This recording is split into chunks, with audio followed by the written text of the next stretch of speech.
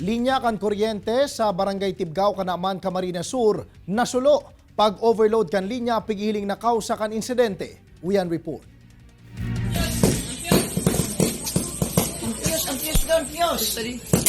Sa video nakuha kan sarong residente sa Barangay Tibgao sa Banwaanin, Kanaman, Camarines Sur, may hilingan sarong poste kan kuryente na nagsisilyap. Ayun, wala rin na kamo dyan, nonoy. May mga pagkakataon na nagkukusog pa ang silyab kaini. Kung kaya ang pira sa mga residente, arog ni Emma Huelva na naka-star harani sa lugar, labi na sana ang takot. Inot po, garo nagputok na garo siya garo sa padjak po na may ruwida. Pag ginagin po pala, niyo po pala niya nagsabog. Hulitaharan ni sa barangay hall kan lugar ang nasambitan ng insidente. Kung kaya tulos man na nakahagad din asistensya sa Casureco 2, ang barangay official na naka-duty digdi. Nagmotor po ako para tingnan siya. Tapos nakita ko na talagang grabe yung nakakatakot yung spike niya.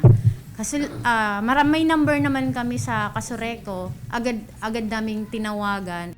Tulos man na nagresponde sa lugar ang mga personahe kan Casureco 2, nganing irahayo ng linya kan kuryente.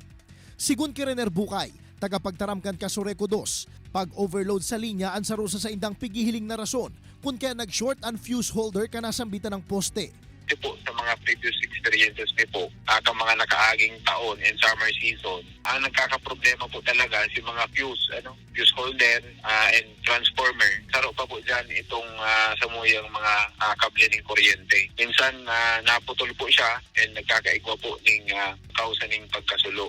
Huli sa insidente, 8 barangay kan Kanaman ang paramientras na nawaranin supply ng kuryente. Natulos man na naibalik, makalis na maribayan ang nasulong fuse holder kan linya.